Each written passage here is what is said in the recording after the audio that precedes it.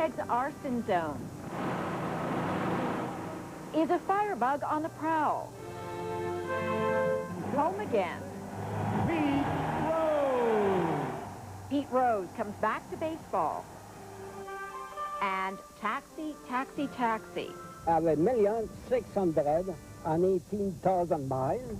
A Montreal cabbie steers for a record. CTV News with Sandy Rinaldo. Good evening. It has been dubbed Canada's arson capital, and this weekend showed why. Firebugs struck again and again in Winnipeg. Saturday, 4 buildings were torched. Today, yet another blaze lit up the sky. It, too, may have been deliberately set. Winnipeg's arson rate is 3 times the national average. And faced with that alarming statistic, the city has set up an arson task force. Its mission to snuff out this epidemic. Tonight from the arson zone, CTV's Jonathan Gravener. It's become an all-too-common scene in Winnipeg. The flames, the smoke, the firefighters battling another blaze. The latest at this building on the edge of what's being called the arson zone. By the looks of it, the building's a total loss. The north end of Winnipeg has been under siege for months. Arsonists have torched homes by the dozens. They have even brazenly declared their next targets. Kim Yuang and her husband moved here from the suburbs and opened a medical clinic in their home, even though friends said the neighborhood wasn't safe. On Saturday, 4 homes were torched. Theirs was one of them. Our life is at stake, and thank God that we're safe. Last week, the city announced it was starting an arson task force to find out who's lighting the fires and why. But it's come far too late for far too many people, and the fear is growing. It's too close to home for me. It's just way too close. We just moved in and we're going for insurance. To compound the problem, the Winnipeg Fire Department has been hit with cutbacks this year. Equipment has been lost and manpower reduced. The arson zone is not an arson fire zone. It's a war zone out there, and we aren't getting the resources to tackle it right now. In fact, during this fire, a large section of the city was covered by only 1 truck and 1 crew. Fire officials say it's putting people in danger. Give us the resources to fight the fires so that the citizens of Winnipeg and the public are not put at risk. What's just as troubling is that the arsons have been going on for so long and there's no sign of letting up.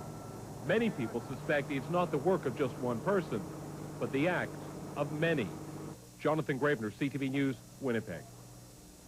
Critics of Canada's parliamentary pension plan are calling tomorrow Trough Day. That's when 97 MPs elected 6 years ago become eligible for pension benefits of up to $500,000 each.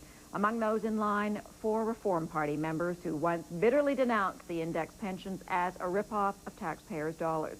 MPs can begin collecting at age 55. Officials brace for trouble today when thousands of Sikhs gathered at a temple in Surrey, British Columbia to elect a new executive. Let's go home. Police refused to allow anyone not eligible to vote to approach the temple, and inside the balloting was closely scrutinized. The election is the latest round in a power struggle between fundamentalists and reformers that has led to violence in the past. Despite allegations of election irregularities, the voting remained peaceful. Results are due tomorrow. Overseas now, Russian bullets and bombs pummeled the breakaway republic of Chechnya. People on the ground say the attacks killed dozens of civilians, but Moscow says it was targeting Chechen rebels. It's difficult to say who's telling the truth. As Russia moves into the area, it is getting harder to get information out. CTV's Moscow Bureau Chief Paula Newton reports. Russian soldiers are closing in on Chechnya, still on the move and still holding on to their government's stated mission to wipe out Islamic terrorists. Now there are reports that at least 2 more villages were bombarded by Russian artillery. Reports on the ground say at least 39 were killed and dozens injured. The capital, Grozny, is now in a state of siege without heat or electricity and other basic supplies. The Russians have blocked all routes in and out of the separatist republic with devastating results. Those inside Chechnya, many women, children, and seniors are now trapped with no way to escape the Russian advance. And for those 170,000 who have fled, few are optimistic that they'll return home soon. Chechen officials are again calling for peace talks, and the Russian government is again turning them down.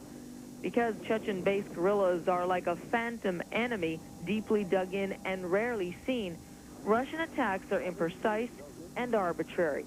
So far, there is little concrete proof that anything has been done to root out these fighters, and still Russian forces are tightening their grip, whatever the consequences. Paula Newton, CTV News, Moscow. An Israeli court outraged some U.S. prosecutors today. It sentenced American teenager Samuel Scheinbein to 24 years in prison for a brutal murder. That is a stiff sentence by Israeli standards. But Scheinbein would have faced life behind bars had he been tried in the place where he committed the crime, the U.S. Scheinbein fled to Israel shortly after the 1997 chainsaw murder of Alfredo Enrique Teo near Washington. The U.S. tried to have him extradited, but the Israeli Supreme Court ruled that since Scheinbein's father was born in Israel, the 19-year-old was a citizen and therefore could not be handed over. He will be up for parole in 16 years. With an eye on the Oval Office, billionaire Donald Trump is changing his political stripes. He is quitting the Republican Party. He says it's become too extreme. I really believe the Republicans are just too crazy right. I mean, just what's going on is just nuts. And I'm seeing the Democrats as far too, I mean, Bradley and Gore are so liberal, it's just too liberal for me. Trump wants to offer voters an alternative, possibly lead the new Reform Party in the next election. He made his fortune in real estate and casinos, and he says the lessons learned there have prepared him for the presidency. For baseball's bad boy Pete Rose, a homecoming tonight. He was back in center field, honored as one of the game's all-time greats. His passion was baseball, his weakness, gambling, and it got him banned for life. But tonight, just for the night, the suspension was lifted, and Rose made a bittersweet return. As CTV's Alan Fryer reports, it was an electrifying moment. After 10 years in the wilderness, Pete Rose came back to the place he knows and loves the best. Ladies and gentlemen, your all-century team. He's number 9 in the lineup of a dream team made up of the century's best players, nearly half of them dead now, the best ever to play the game of baseball. By bringing you the special few who transcended the eras in which they played. By vote of the fans, they are the greatest players of the 20th century. Rose thrilled the fans on the field, but disgraced himself off it. He was exiled, banished forever from the game for betting on it, even served time for tax evasion. Still, he's hoping this life sentence, the one imposed by baseball, may one day be overturned. I just think somewhere down the line, somebody's going to give me a second chance. I won't need a third. And we all know that baseball has a tendency to give people more than one chance. He was Mr. Baseball. Charlie Hustle, they called him. Got more hits than anyone, played in more winning games than anyone. As a player, including a short stint with Montreal, and as a manager, Rose gave it his all. It was heart, he says, and unconditional love of the game, something he believes that's now gone from the game. And it's sad. See these guys make all this money and appear that they don't care if they win or lose. But here he was, standing with baseball's greatest, past and present, Cal Ripken, Hank Aaron, Mickey Mantle, and Babe Ruth, and getting the biggest hand of all. Baseball sent him away and is keeping him away, except for this night, when the fans brought him back. Alan Fryer, CTV News, Washington. A controversial issue is working its way into Halloween trick-or-treating this year. We're basically trying to promote a culture of life. Are Catholic children being used as pawns in the volatile debate over abortion? That is next. Also ahead, Gold Hawk fights back for a Canadian family opening its heart to 2 British orphans. Those stories are still to come on CTV News.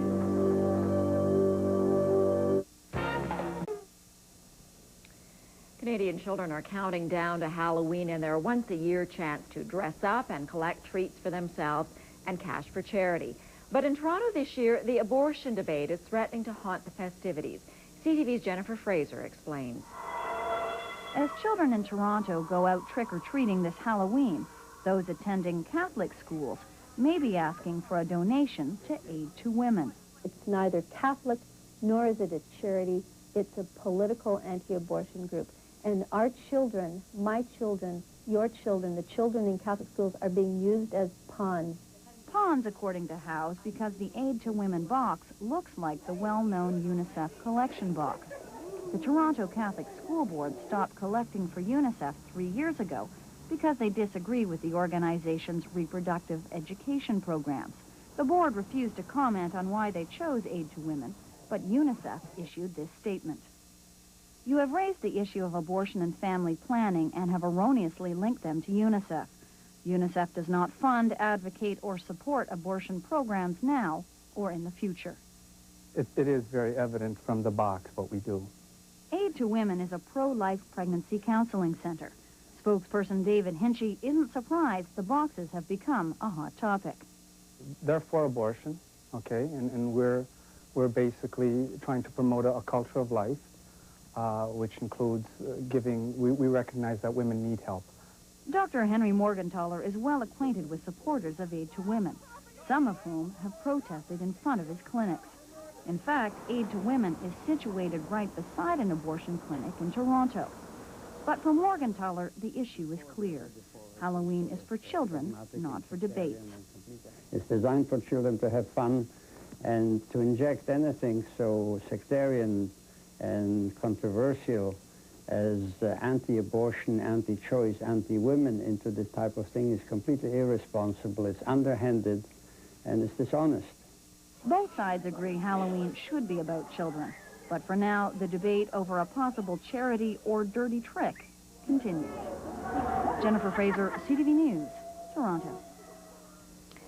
Some are calling it a frightening development, bidding for beauty. A controversial offer has gone out to infertile couples. Beginning tomorrow, they will be able to bid online for donor eggs that allegedly come from beautiful models. The website called Ron's Angels includes photographs of the models and is the invention of fashion photographer Ron Harris. I think that breeding is a driving force in all societies, and therefore we're all looking for attractive people.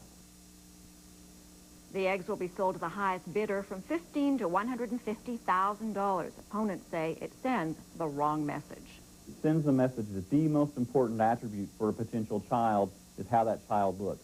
And I don't think any of us who are parents believe that that's true. Scientists say that beautiful genes are no guarantee of beautiful babies. Briefly in other news tonight, voters turned in a landslide victory for Argentina's opposition party. Observers blame a stubborn recession for the end of Carlos Menem's decade-long rule of the South American country. Millions of Colombians marched in the largest anti-war protest in years in that country. Negotiations are underway between guerrillas and the government to end a 30-year-old civil war. And Canadian auto workers have voted for a tentative contract with General Motors. The deal calls for pay and pension increases for GM's 22,000 workers.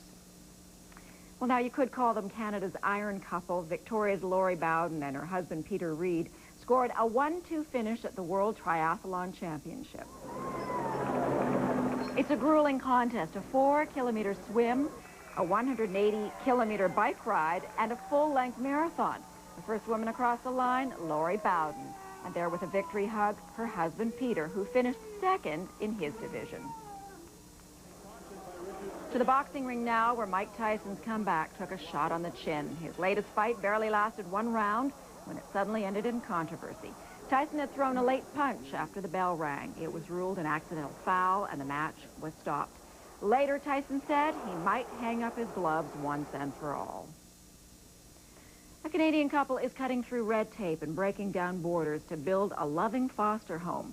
Goldhawk fights back to help 2 brothers from Britain find a new life with a new Canadian family. That is next. Also ahead, the Montrealer who's steering his cab into the Guinness Book of World Records.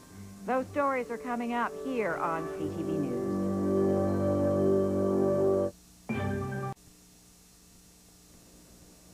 To Rosemary McShane, it seemed simple enough. When 2 nephews in Britain were made wards of the state, she and her husband decided to adopt them. They managed to get the boys to Canada, but then Canadian bureaucrats decided that only one of them could stay. That's when the McShanes asked CTV's Dale Goldhawk to help them fight back. 10 months ago, Darren and his brother Daniel came to Canada as visitors. They are adjusting well to life in Ontario. They only hope they can stay. We won by this much. Winning a bureaucratic battle? That was impossible. Any time we wanted information, forget it. Nobody knew anything, or nobody would tell anything. First, the McShanes needed British court approval to adopt. That was tough. Dealing with Immigration Canada, that was tougher. After a year and a half of thinking about it, Immigration Canada ruled that Daniel could stay, but Darren could not. Unnamed medical experts at the Canadian High Commission looked at Darren's records while he was living in foster homes in England. They concluded that Darren would create an excessive demand on the Canadian health and social system. Darren was called significantly aggressive. Experts predict he will develop an adolescent conduct disorder that will require the involvement of law enforcement agencies. They've decided his life before he's even 9 years old. How close do you suppose those medical officers ever got to Darren? They didn't even see him. They dealt with pieces of paper. Other experts in Canada who have met Darren say he's adjusting quite well, thank you, and in fact would make a good Canadian. Finally, Immigration Canada agreed with the usual no public comment. A special minister's permit will allow Darren to stay. There it is. Minister's permit, says right on it. That's what it says. Yep. The boys are happy and relieved, even willing to answer silly adult questions about minister's permits and school. What did you learn yesterday, for example? Anything of importance? The usual stuff. I see. So do you understand about this minister's permit? Yep. What does that mean? That you can stay in Canada. Yes, can stay in Canada. Well, that's a good thing, isn't it? Yep. So, Dale, why did Immigration Canada finally agree to let both boys remain in Canada? Well, you know, this went back and forth on the phone for a whole year. They said these things take time. We said, well, you must have some kind of time frame. They said, oh, no time frame. We said, we have a time frame. We're finally going to put this on TV. Then, 2 days later, the minister's permit was granted. And they were aware all along that this could have meant breaking up a family. Oh, that's right. One was inadmissible, one was admissible, but I mean, rules are rules and they must be obeyed. I guess that's what they were thinking. Okay, Dale, thank you very much. Thanks, Sandy. And when we return, a tireless Montreal cabbie travels the long and winding road to a world record.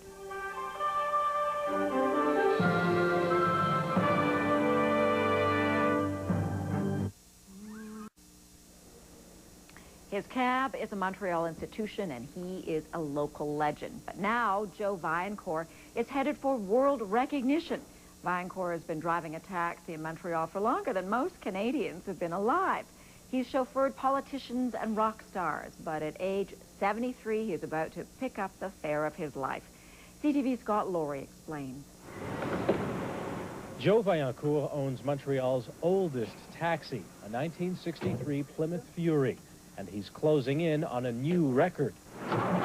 The world record for the cab with the most mileage. It's make over 2,500,000 or something, 80,000 kilometers. He expects to beat the record in early November. If nothing bad happens, that's what I hope. I'm going to beat the record. Ever had an accident? Nothing bad, thanks to God. Perhaps it's divine intervention. When he started driving a cab, horses were still making milk deliveries. He got this cab when Lester Pearson was Prime Minister and has changed engines 3 times. Now, Vaillancourt wants payback. A precedent was set in California in the mid-'80s. A European car maker gave the current world record holder a free car. Vaillancourt likes that idea. Chrysler does not. Over the years, managers in Windsor wrote that they regret that this kind of promotion is very restricted. Last week, they put the cabbie in touch with this dealer, but not for a freebie. I'm ready to make a hell of a deal with him, you know, where we're going to sell him a car at the same price as it's costing us. Vaillancourt feels like a millennium billboard for the automaker. That's never break, eh? Never break. The system was so good, they don't make anymore already. What's also good is the work. Vaillancourt has no plans to retire, but possible age restrictions for cars doing the airport run mean rolling his fury into the history books, but not before he rolls it into the record books. Scott Laurie, CTV News, Montreal. Thanks for joining us here at CTV News this weekend. I'm Sandy Ronaldo. Lloyd Robertson will be here tomorrow. Have a good night and a good week ahead, and I'll see you soon. Goodbye for now.